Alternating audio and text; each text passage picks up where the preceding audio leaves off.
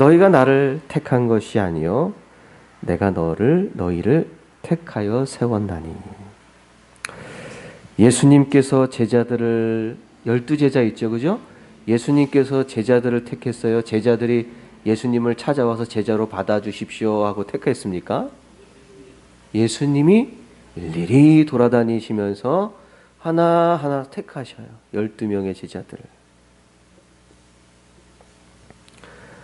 그리고 지금 예수님께서 제자들을 택하기 시작했던 2000년 이전의 그 택함, 더 멀리 보면 태초부터 그런 모든 택함이 예정되어 있었겠다라는 생각도, 그런 믿음도 가져봅니다. 어쨌든 예수님께서 제자들을 택하는 그 순간부터 2000년이 지난 지금까지도 계속해서 예수님의 선택은 멈추지 않고 있다고 생각을 합니다. 예수님이 십자가 달려 돌아가시고 부활하시고 하나님 나라 승천하셨지만 예수님의 선택은 지금도 12제자를 선택하듯이 선택하고 있어요. 그 선택 가운데 바로 내가 있는 줄 믿습니다. 나를 택했어요. 예수님이 우리를 택하셨습니다. 우리 베다니 교회를 택하셨습니다.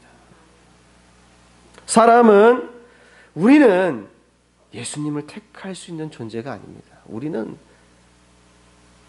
사람들이 난 불교 갈래, 절에 갈래, 난 교회 갈래, 난 요새 이슬람 좋더라, 이슬람교 믿어볼래. 아니 나는 전통적으로 우리나라 조상신 그러니까 조상신 잘 섬길래. 유교가 무슨 이렇게 사람들이 다 자기가 이렇게 선택하는 듯하게 살아갑니다. 그렇다고 해서 우리가 교회에 나와 있다고 해서 내가 예수님을 선택했다고 생각하시면 그건 크게 잘못 생각하시는 겁니다. 하나님이 우리 성경의 역사를 봐도, 성경의 인물들을 봐도 하나님이 아브라함을 택했죠. 야곱을 택하셨죠. 모세를 택하죠. 다윗, 12제자, 바울 다 보면은요, 하나님이 택하셨어요. 모든 이야기들 속에 찾아오셔서 하나님이 이스라엘을 택하시고 찾아오셔서 선택해 주시는 그런 은총의 역사가 성경의 역사입니다. 택함, 선택의 주권은 오직 하나님께 있다. 오직 하나님께 있다. 너무나도 중요한 신앙입니다. 만일 그 선택의 주권이 우리에게 있다면 어떻게 될까요? 과연 우리가 하나님을 선택했을까요? 진짜 우리가 하나님 선택했을까요? 우리 예수님을 선택했을까요? 우리가? 선택의 주권이 우리에게 있다면 정말 내가 하나님을, 예수님을 선택했을까? 우리가 믿음 생활하면서도 세상에 나아가서 연약한 내 마음이 세상을 따라가고 세상의 좋은 것들을 더 선택하고 싶은 마음들이 들쑥들쑥한데, 믿음 생활하면서도 그러는데 선택의 주권이 내게 있었다면 과연 내가 얼마나 주님을 선택하였을까요? 정말 그렇게 했을까? 저는 그렇지 않아요. 제 생각엔 우리에게 주권이 있었다면 하나님 아니요, 예수님 아니요, 세상의 풍조를, 물질을, 권세를, 세상적인 것들을 선택하며 살아갈 것입니다. 내가 주님을 선택했다고 생각하면 분명히 잘못된 신앙입니다. 그건 신앙이 아닙니다. 택함의 주권이 우리 하나님께 있음을 우린 너무나 감사해야 돼요. 너무 감사해요. 내게 있지 않고 하나님께 있었음이 너무 감사드릴 일입니다. 우리에게 선택권을 주지 않으신 것에 대한 그 감사가 우리에게 있어야 될 줄 믿습니다. 주님을 선택하는, 주님이 우리를 선택하는 이 관계의 문제뿐만 아니라 우리가 인생을 살아가면서 우리 인생도 마찬가지예요. 많은 이 선택의 순간들이 찾아옵니다. 주님이 그 모든 순간에 우리를 인도해 주신 줄 믿습니다. 욥이 고백하지요. 내가 가는 길을 그가 하시나니 그가 나를 단련하신 후에는 내가 순금같이 되어 나아오리라. 내가 가는 길을 누가 하신다고요? 주가 하신다. 주님이 하신다. 잠언에는 이런 말씀이 있습니다. 사람이 마음으로 자기의 길을 계획할지라도 그 걸음을 인도하시는 이는 여호와시니라. 마음의 계획대로 여러분들 혹시 잘 되었다고 생각하며 사셨습니까? 그러면 하나님이 많이 응답해 주신 거예요. 많이 응답해 주신 거예요.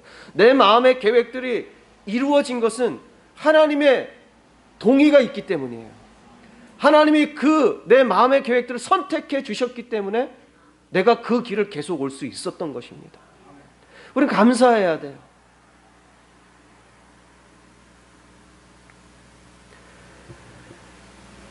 오늘 이 말씀 속에는 선택에 대한, 택함에 대한 부분을 우리에게 강하게 강조하시면서 말씀하십니다. 이게 얼마나 중요하면 너희가 나를 택한 게 아니야. 이 말씀이 성경에 들어갔다는 건 사람들이 벌써 내가 주님을 선택했다라는 생각 속에 많이 빠져 사니까 이런 말씀이 들어간 거예요. 그런 착각에 너무나 잘 빠져 살기 때문에 오늘 말씀에 명확하게 우리에게 말씀해 주시고 계신 겁니다. 너희가 나를 택한 것이 아니다. 내가 너희를 택하였다. 너무나 중요한 신앙이기 때문에 이 말씀을 우리에게 전해주시는 거죠. 그 이유, 하나님이 나를 선택하신, 우리를 선택하신 그 이유에 대해서 오늘 말씀하십니다. 이는 너희로, 이 말씀은 목적을 나타내는 그런 접속사입니다. 이는, 그 이유가 무엇이냐, 무엇 때문에 나를 선택했느냐, 그 이야기를 하고 있는 거예요. 열매를 맺게 하고 또 너희 열매가 항상 있게 하기 위함이다. 열매를 맺게 하기 위해서 그 택하신 이유에 대해서 이렇게 말씀하시는 거예요. 열매를 맺게 하려고, 열매가 항상 있게 하려고 내가 너희를 택했다. 그럼 무슨 얘기입니까? 내 주권, 내 의지, 내 선택, 내 주권이 강하면 열매를 맺을 수 없다라는 그런 결론으로 나아갈 수 있습니다. 내 주권이 강하면 열매를 맺을 수 없는 것이다. 열매는 하나님께서 날 택하셨다는 믿음 가운데 맺어지는 거예요. 오늘 말씀이 그거예요. 내가 너희를 택하여 세웠다. 왜? 열매를 맺게 하려고. 아, 그렇구나. 하나님이 날 택하셨다는 그 믿음이 확실해야지만 내게 열매가 맺어지는구나. 그런데 우리 살아가면서 좋은 열매를 맺을 때가 있지만요, 나쁜 열매를 맺을 때가 있어요. 그럼 우리는 생각해야 합니다. 마음의 계획대로 된 것 같지만 사실은 하나님의 선택과는 먼 내 생각대로 산 것이기 때문에 나쁜 열매를 맺는 거예요. 내 생각대로 살기 때문에. 하나님이 선택하신 삶이 아닌 내 마음대로, 내 뜻대로 살기 때문에. 그렇기 때문에 우리는 하나님이 원하시는 좋은 열매를 맺으며 살기 위해서는 하나님께서 날 선택하셨다라는 그 믿음이 우리 가운데 아주 깊이 자리 잡아야 돼요. 내 인생 내가 선택하고, 내가 가라니까 내가 선택하고. 그러면 하나님은 원하시는 좋은 열매를 갖지 못합니다. 또 하나님께서 우리를 선택하셨다라는 것은 어떤 의미입니까? 그것은 나를 책임지시겠다라는 얘기예요. 나를 선택하셨다. 책임지겠다. 하나님은 거짓이 없으신 분이신 줄 믿습니다. 진실하시죠. 신실하십니다. 당신이 택하시고 책임 못 져서 버리시는 분이 절대 아닙니다. 이스라엘 민족을 보십시오. 아브라함 때, 아니 그 이전부터 이스라엘 민족을 선택하기로 이 많은 성경의 족장들에게 약속하시고 계속해서 그 약속은 이어지고 결국에는 애굽 땅 노예였던 이스라엘 백성들을 가나안 땅으로 인도하십니다. 그런데 그 인도함을 받는 이스라엘 백성들은 어떻습니까? 너무 하나님께서 그렇게 인도하시는데도 배신의 역사예요. 배신의 역사. 그런데 그 민족을 끝까지 책임지시는 거예요. 한 번은 출애굽하고 나서 시내산에 모세가 40주야로 주님과 교제할 때, 주님의 말씀을 받을 때 밑에 있는 백성들이, 산 밑에 있는 백성들이 도대체 왜 모세가 이렇게 안 오는 거야? 이 죽은 거 아니야? 그런 생각을 하면서 아론에게, 야, 모세가 어떻게 된지 모르겠으니까 우리를 인도해낸 신을 만들어내라. 그럼 금송아지를 만들어요. 금송아지를 만들고 아론이 금송아지 떡 만들어 놓고, 야, 이게 우리 출애굽 애굽에서 인도해낸 하나님이 바로 이거야. 이렇게 얘기합니다. 그리고 거기다가 절을 하고 춤을 추고 하나님이 진노하셨어요. 진노하셨어요. 그래가지고 야, 이 백성을 내가 다 멸해버리겠어. 에? 그리고 모세한테, 야, 내가 너의 후손을 통해서 다시 시작하리라. 근데 모세가 뭐라고 합니까? 하나님께 기도합니다. 여호와여, 어찌하여 그 큰 권능과 강한 손으로 애굽 땅에서 인도하여 내신 주의 백성에게 진노하시나이까?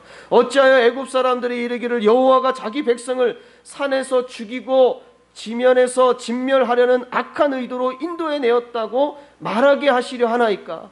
주의 맹렬한 노를 그치시고 뜻을 돌이키사 주의 백성에게 이 화를 내리지 마옵소서. 주의 종 아브라함과 이삭과 이스라엘을 기억하소서. 주께서 그들을 위하여 주를 가리켜 맹세하여 이르시기를 내가 너희 자손을 하늘의 별처럼 많게 하고 내가 허락한 이 온 땅을 너희 자손에게 주어 영원한 기업이 되게 하리라 하셨나이다. 여호와께서 그 모세의 간절한 간구를 들으시고 뜻을 돌이키사 화를 그 백성에게 내리지 아니하셨다라고 이렇게 말씀하십니다. 하나님께서 아브라함과 이삭과 이스라엘 야곱이죠. 한 그 언약을 기억하시고 그 백성을 책임져 주십니다. 하나님을 배신하고 우상을 만들고 타락한 그 민족을 하나님께서 책임져 주시는 거예요. 이게 바로 하나님의 선택입니다. 하나님의 선택, 하나님의 택함. 책임지셔 주시는 거예요. 책임을 져 주시는 거예요. 우리가 우리의 열매를 책임지는 것이 아닙니다. 열매를 맺게 하시는 그 놀라운 역사의 책임은 바로 하나님께 있습니다. 이 믿음이 있어야지 우리는 우리의 삶이 평안하게 살아갈 수 있어요. 하나님이 택하셨는데 열매를 주시기 위함이다. 항상 열매 있게 하기 위함이다. 그런데 그 열매는 내가 책임지는 것이 아니라 하나님이 책임지시는 것이다. 이 믿음은 우리에게 평안을 주게 됩니다. 오늘 읽은 요한복음 15장은 전체적으로 열매에 대해서 이야기를 합니다. 그리고 예수님이 참 포도나무이시다고 말씀하세요. 참 포도나무이신 예수님께서 가지인 우리에게 열매를 맺게 하신다는 거예요. 그러면 가지는 열매를 맺기 위해서 쓰임받는 도구일 뿐이지 그 영양분을 공급하는, 또 책임지는 것은 나무이고 뿌리입니다. 참 포도나무이신 예수님께서 가지인 우리에게 열매를 책임지고 맺게 해주신다고 말씀하십니다. 그리고 말씀하시기를 내 이름으로 아버지께 무엇을 구하든지 다 받게 하려 합니다. 이게 바로 하나님이, 또 예수님이 책임지시겠다는 거죠. 내 이름으로 아버지께 무엇이든 구하든지 무엇을 구하든지 다 받게 하겠다. 내 이름으로 아버지께 구하라는 말이요, 15장 16장 합쳐가지고 2장에 4번 나옵니다. 4번이나. 네, 똑같은 얘기. 내 이름으로 아버지께 구하라, 이 말이 4번 나와요. 모든 만물은 다 하나님이 창조하시고 모든 것들은 다 주님 안에 있는 줄 믿습니다. 우리가 맺어야 될 열매는요, 이미 하나님이 다 가지고 계시고 그 안에 있습니다. 15장 5절의 말씀을 보면 나는 포도나무요 너희는 가지다. 사람이 내 안에 머물러 있고 내가 그 사람 안에 머물러 있으면 그는 많은 열매를 맺는다. 너희는 나를 떠나서는 아무것도 할 수 없다. 주님 안에 있으면 열매를 맺을 수 있다. 많이 맺을 수 있다. 항상 맺을 수 있다. 왜? 주님께 우리가 맺어야 될 열매는 이미 다 들어있기 때문이죠.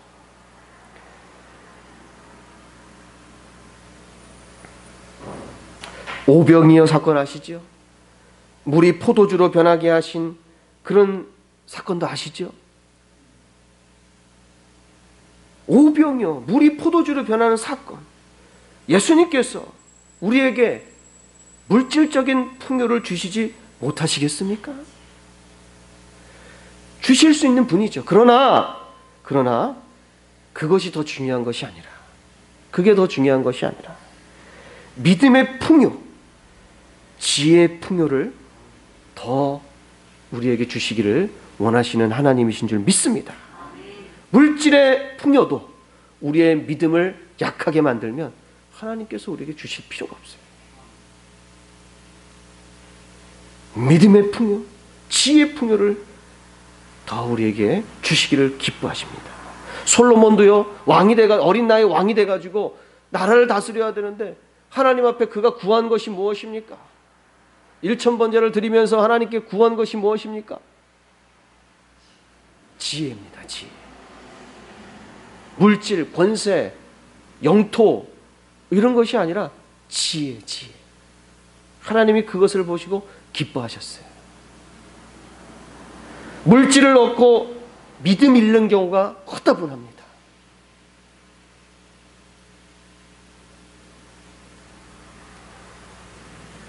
주님께서 내 이름으로 아버지께 무엇이든지 구하라고 해요. 이 말씀이요, 얼마나 큰 은혜가 담긴 말씀인지 아세요? 예전에는요, 구약시대 때는요, 하나님께 나아가려면 꼭 제사장을 통해서 나아갔어요. 직접 갈 수가 없는 거예요. 하나님의 지성소 안에 감히 누가 들어갈 수도 없고 제사장이 중보해 주지 않으면 주님 앞에 회개도 못했어요. 내 이름으로 아버지께 무엇이든지 구하라. 내가 직접 구할 수 있는 은혜를 우리에게 주신 줄 믿습니다. 내가 직접 구할 수 있어요. 목사인 저에게 기도 요청을 하는 것 굉장히 중요합니다. 그러나 그것보다 더 중요한 것은 내가 믿음을 가지고 구하는 것이 중요합니다. 이미 우리 주님께서는 십자가에 달려 죽으심으로 이제는 제사장적인 그런 역할들을 우리 모두에게 주셨어요. 그래서 누구나 다 주님께 직접 구할 수 있는 은혜를 주신 줄 믿습니다. 이 놀라운 은혜를 잘 우리가 자각하며 살아야 돼요. 스스로 깨닫고. 얼마나 놀라운 은혜인지 모릅니다. 내가 주님의 이름으로 구할 수 있다. 놀라운 은혜지요.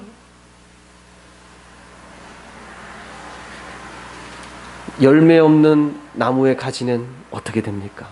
결국에는요, 쓸모 없으면 버려지게 돼 있어요. 하나님은 우리가 열매 없는 나무가 되지 않기를 원합니다. 버려지는 나무가 되지 않기를 원하십니다. 하나님께서 우리에게 열매를 맺어서 정말로 쓸모 있는 가지가 되어서 하나님 나라를 위해서 일할 수 있도록 인도해 주시는 분인 줄 믿습니다. 열매가 무엇인지 그 열매에 대한 정의는 우리가 좀 정확하게 내릴 필요는 있겠지만 어쨌든 오늘 말씀은 무엇이든지 우리가 예수님께 구하면 얻을 수 있다. 그것은 바로 하나님이 나를 택하셨기 때문에, 그 택함에 은혜가 있기 때문에, 열매를 책임지시기 때문에 우리가 열매를 맺을 수 있는 줄 믿습니다. 평안하세요. 평안하십시오. 이 믿음 안에서 평안하십시오. 제가 다시 한번 말씀드리지만 여러분들이 인생을 책임지고 선택하는 게 아니에요. 물론 마음의 계획은 있지만 하나님께서 동의해 주시고 나의 선택에 그래 나도 그걸 선택한다 라는 이 교제가 없이는 우리의 선택은 무의미합니다. 하나님께서 인도해 주셔야 합니다. 오늘 말씀을 계속해서 집에서 되뇌이시면서 반복적으로 묵상하시면서 그동안 흔들렸던 믿음, 흔들렸던 그런 인생, 두려움, 근심, 그런 것들을 다 주님께 내려놓으시고 평안을 얻으시길 바랍니다. 예수님의 이름으로 축원합니다. 기도하시겠습니다.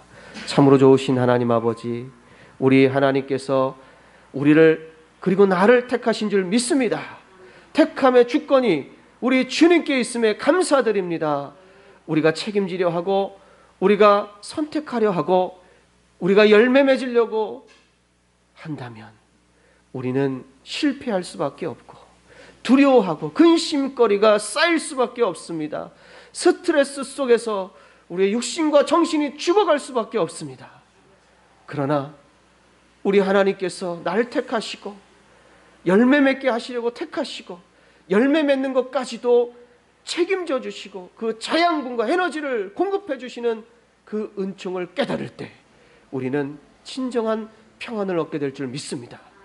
절대로 이 믿음 잃지 않고 주님 의지하며 무엇이든지 구하는 신앙이 되게 하여 주시옵소서.